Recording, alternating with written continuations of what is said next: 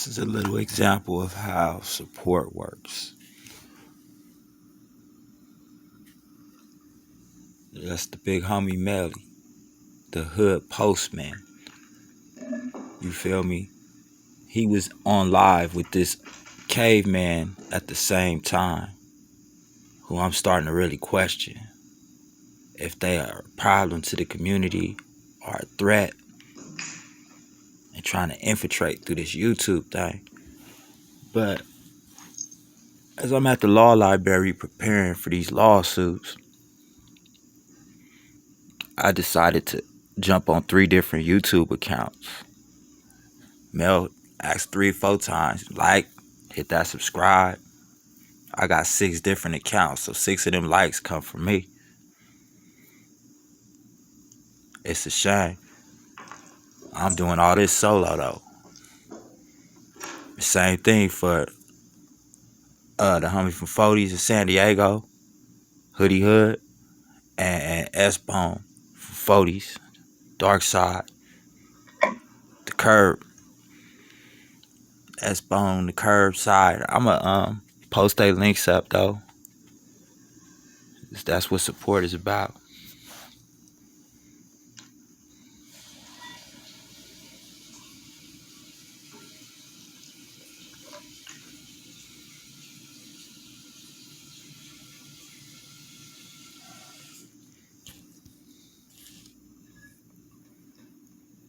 You see that?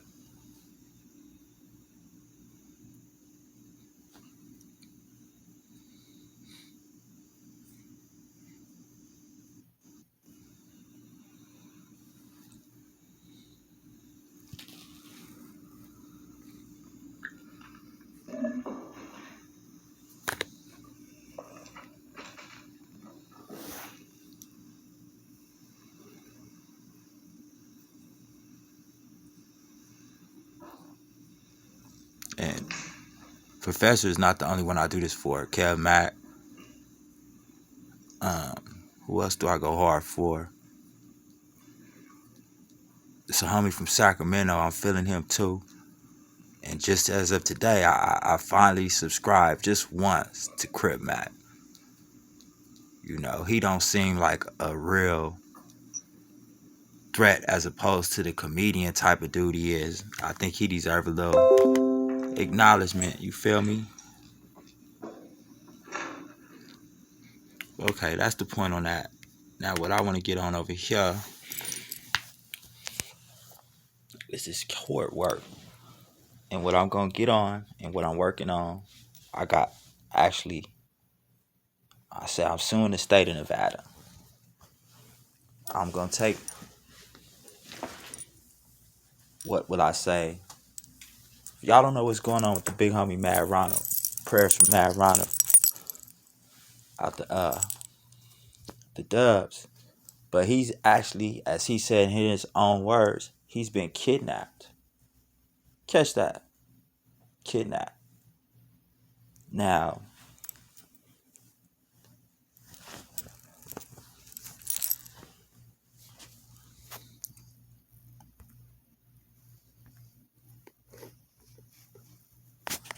I feel that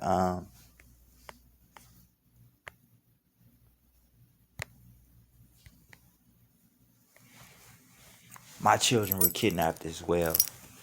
So my lawsuit against Nevada is going to stem from beginning with an illegal eviction. So I'm going to pretty much break y'all down how and why I'll be suing Nevada. And I'm going to take y'all through the same steps so y'all can see through the whole process what it takes. So here we have the infractions. Now I want to break down and have to first and foremost put a disclaimer out there that I am not an attorney. I have not passed the bar. I ain't no paralegal. But what I have done is all been done by myself. And all I'm saying is I'm going to show you where I got the information and how I applied the information. So that's why you got to start off by having the law. These are all their laws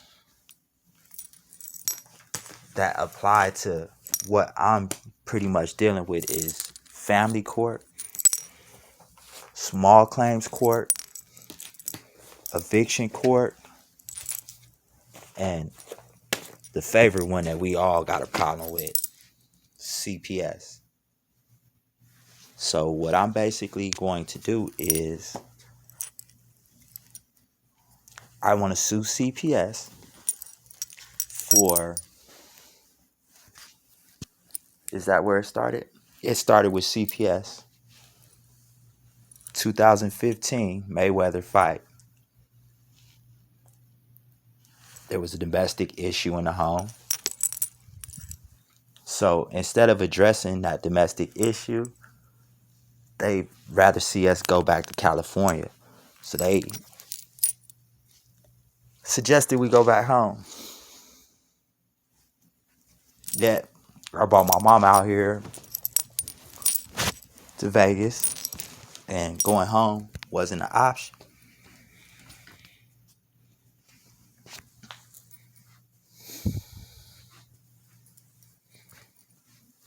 So when we come back, long story short, we run into a slumlord. So that's where I want to start you off at.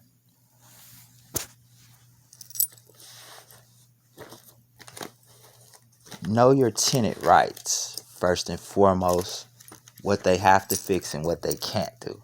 That would be the first place that I suggest you start.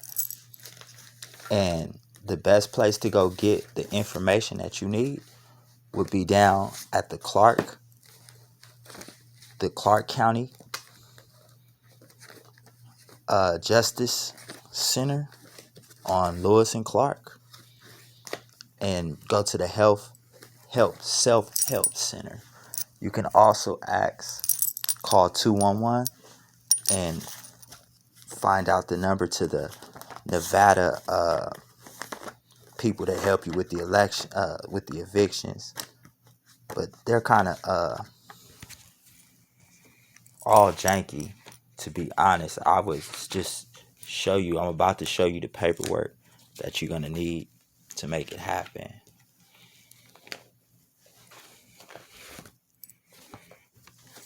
I've got so much.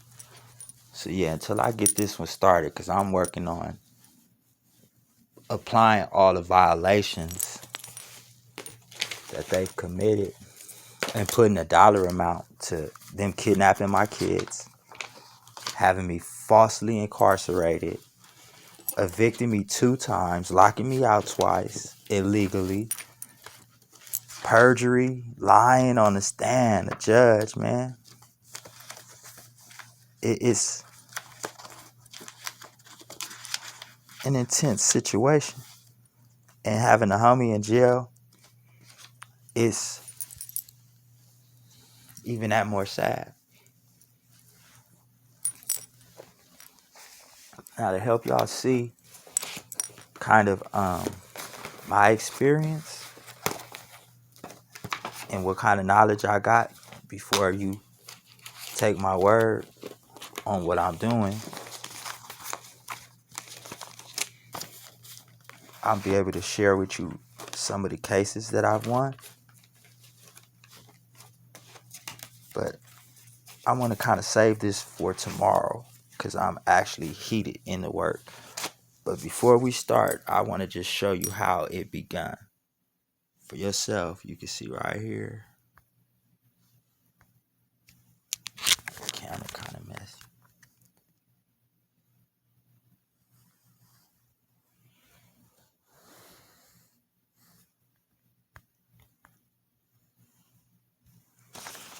But what it says is, it don't look like it's coming out good.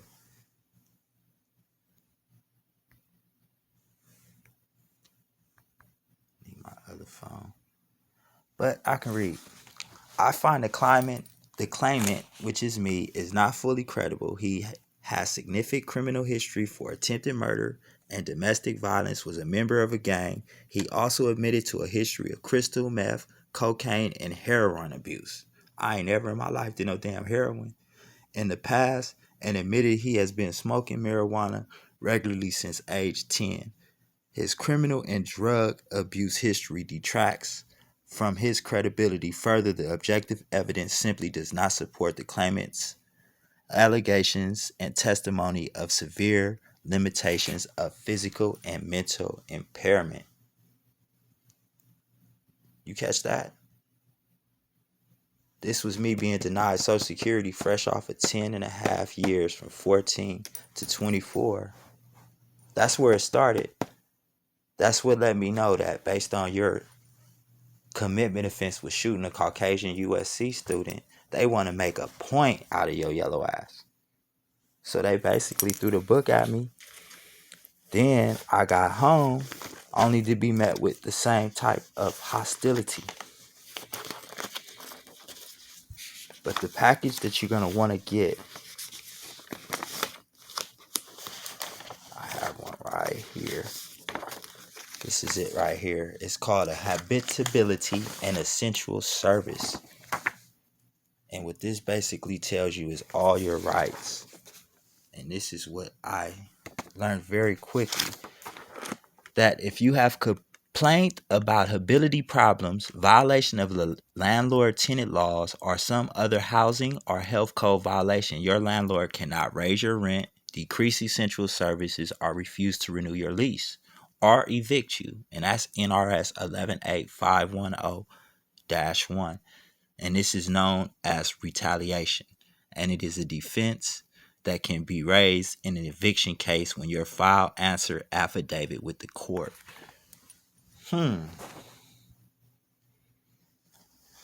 Well, I actually did all of that. I made complaints. The landlord was cited. I filed a small claims case on him. And yet, he was still able to evict me. So now, once this judge, David Brown, was able to evict me,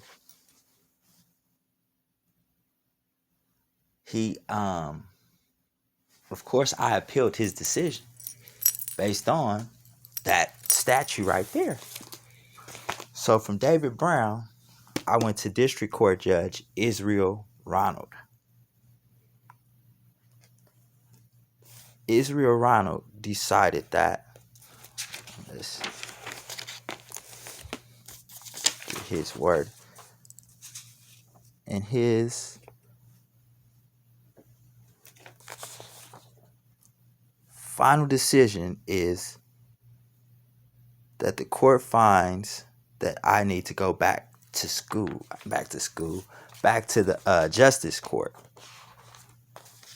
So he felt that I wasn't given due process, in his words, and that